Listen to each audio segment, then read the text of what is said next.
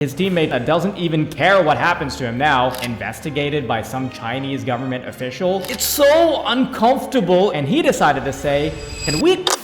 From being one of the strongest prospects to ever come out of the Middle Eastern scene and landing a spot on a tier 1 team with the biggest paycheck, to consistently self-sabotaging with some of the dumbest decisions you've ever seen, this is the story of a player whose worst HLTV ratings were when he was fighting his own demons. When I was looking this up, I thought I would just give my 2 cents on maybe how he could remedy the situation as a pro player, maybe try and get his career back on track. But honestly, just sitting here with my head in my hands thinking, what the actual fuck is he doing? You know when you're spectating a silver player and you just desperately want to press E on them because you want to control them like a bot? That's how people felt watching BOROS' decisions outside of the server instead of in the game. This is a dude that has everything a pro player would want out of themselves, but he can't out-aim his attitude issues. We'll run through a bit of his history together. BOROS was a breakout player in the Middle Eastern scene who was frankly a breath of fresh air for people like me who just wanted someone from the Asian or Middle Eastern servers to make it big so we can see someone from our servers do well. His earliest recorded HLTV stuff is from back when he was on a team called Nasser from the Middle Eastern scene, back when they were competing internationally, and despite the fact that his own teammates were much worse than the European opposition at the time, BOROS absolutely farmed. But calling his rise to relevancy a speedrun would be a bit of an understatement. On June 22nd, 2021, he directly got invited to play in FPL Challenger, and in only a little over a month, he got recognition directly from the FPLC Twitter, touting him for his ridiculous performances as a 17-year-old rookie. Within a week of being recognized by FACEIT, he had already smurfed his way through FPLC, which meant that he was officially a part of the pros in FPL as he had qualified for that spot. Now add another week to that, and he already had a contract with Team Endpoint. So within a couple of months, he already lands an international contract. But I know what you're thinking. I've already seen the title and thumbnail, so what gives? Why is this so positive? But we'll get there, don't worry. But so far, so good. His stint on Endpoint literally only ended because he wanted something even better. And this leads to him joining Monte, where again, in the 2 times that he played with the lineup, played really well. But this was pretty much the end of the positive stuff for BOROS, because what was going to follow was a lot worse. And now we enter Falcons. This is supposed to be BOROS' dream, a young Emirati who has grinded from the bottom of FACEIT all the way to tier 1. This is literally the storyline that FACEIT tries to sell to every single one of its players in its marketing. This was literally the most linear path to being a pro that he could have taken. He was initially the star of the show, one of the core riflers around whom the whole team would be built.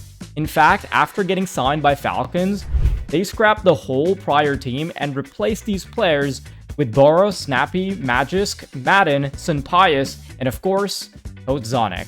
Now, BOROS had a problem. In every single team prior to this, he played an unstructured style of CS and an explosive style that he'd learned from years of dominating in pugs with his mechanics, but that's something that can quickly catch up to you once you step into those big tier 1 shoes. And while we're talking about the lineup, a quick reminder, this is the same Zonic that got Astralis their golden era. The man who perfected Danish Counter-Strike isn't going to let some kid overwrite his style. And under a rigid system from Zonic, he struggled, but quite frankly, those in-game struggles paled in comparison to the stuff he was doing that had nothing to do with playing the game. And who better to tell you this than Zonic himself? It's fine to have a bad game. If you were around back then, BOROS' lack of professionalism was a huge talking point. If you want to be the best team in the world or one of the best teams in the world, every single player needs to be professional. They need to do things outside and inside the server. Just to illustrate how silly some of his crew ups were, he rocked up to the first day of the RMRs, which was one of the most important things for this team to play at the time, without his in-ear headphones. Forgetting your in-ears. For me, you're totally gone mode. That's not something you can fix with in-game coaching. There was a whole slew of other bullshit. He was changing his mouse, he was changing his mouse settings, he was getting in the Nvidia browser to change his color settings in the game, and from sort of piecing other perspectives together, he was late for practice. You can't do that to a tier 1 team. Changing mouse when you had a tournament where you played really well, it's a risky move, in my opinion. I don't know if it's the same mouse or if it's a new mouse. It's fine to have a bad game, but there's just so many circumstances that f***s it up before the game. By the way, if you're enjoying this video so far, I only make these videos so I can gaslight a tournament organizer into thinking that I'm a big analyst with a big YouTube channel. So please consider subscribing if you want me to sneak my way onto a broadcast. Back to the video. Now, already in Falcons, it was kind of clear that he had in-game and out-of-the-game issues, but mostly outside the game. And surprise, surprise, he got replaced. Now, what was a surprise was that he got replaced by Simple coming back to the game, but that's a whole nother topic. But despite losing out on a major opportunity, the worst things for BOROS' individual career are yet to come. After a huge confidence hit at Falcons, BOROS went into the breach, but then also out of the breach in like 40 days. Now, it's not exactly clear why he was benched from Into the Breach, but Smooya in an interview did hint that the team's work ethic was not great. And I think that reminds me of something. It's fine to have a bad game. Now, at the time, there were also like some role issues and stuff, so I don't exactly want to entirely pin that on BOROS, but still, I'm just trying to piece together what we know so far from Falcons ITB. So after being kicked from both Falcons and ITB for what seemed like an umbrella of like attitude or professionalism or role issues, we enter JiJiehao. So this is the part of his career where if I look back at it, it hurts me physically inside my bones. So first, he joins JiJiehao. He played alright, but after not doing well at a bunch of tournaments and things not looking that great, he bought himself out of the team. Okay, fair enough. You don't want to play there anymore and you want to end the contract. And then for some reason, he couldn't find a team and he bought back into JiJiehao. And I feel like a lot of players would just wait to at least have an opportunity before they buy themselves out of the contract rather than just buying out to be a free agent and getting nothing. So that's a ton of money being wasted. Okay, fine, you just wanted to get back on a team. But then he leaves the team again after like 3 months. And the weird thing is, both the org JiJiehao and BOROS were kind of silent about why BOROS left. On the surface, BOROS said on Twitter, "I'm looking for a team, I'm so motivated, it was a good 2 months, we reached 2 finals, great experience, yada yada yada."